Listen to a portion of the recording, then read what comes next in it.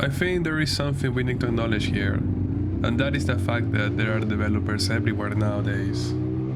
We are no longer hard to find like we used to be in the COVID era. Now we have a surplus of developers that don't even know what a protocol is. And with AI, the situation has gotten worse, and it will continue to get worse and worse. So if you're just starting out or thinking about switching careers, you need to understand that it isn't what it used to be. It's too late. You're starting at a massive disadvantage in a job market that is shrinking by the second. You will be competing against all people getting laid off by big corporations because they have now realized that with AI, they actually need fewer people. So how do you differentiate yourself from this massive pile of people? What's the secret? I think the single truest silver bullet there is to get a job in anything really is to actually like what you're doing. If you have tried programming before and you didn't like it that much, well, maybe this career is not for you. There is no way you're gonna stand out from the rest if you don't actually like what you're doing. You'll be just another average developer. And there is no amount of advice that can help you in the long term. But in the short term, if you just want to have a job, I believe you can make it. You're just not gonna like it, but it's 100% possible, no matter your situation. First, please do an interesting project, not another to-do app or another weather app that uses the same technology as everyone else is using. Sure, have a couple of them with popular programming languages and frameworks, but you need to have complex low-level projects. Make a multiplayer game or a game engine. Make a web server with system libraries. Make a system that uses P2P like the old Spotify. Or just make a robot and document what you did.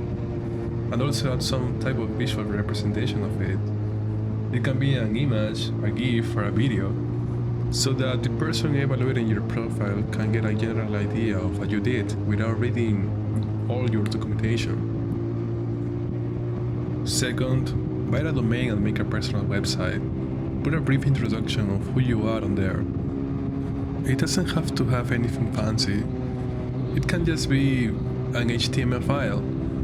I think having a website is better than not having one, because you may be asked in a form to send the URL of your site, so I think having one makes you stand out a bit more from the ones who don't.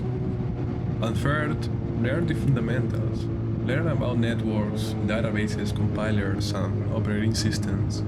Learn how they work. Read a book where you actually build one step by step. Learn the algorithms they use. And go to LeetCode and solve some problems about those algorithms. I truly think that by following this advice you will be able to get 90% of tech jobs out there, even if you don't have a degree, like me. But what if the job requires a degree? Well, then you lie. You lie that you have a degree.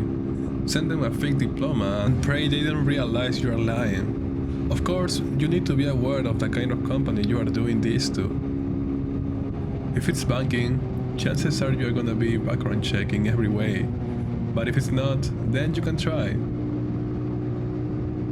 If you get caught, yes, it'll do a ton of damage to your image as a professional.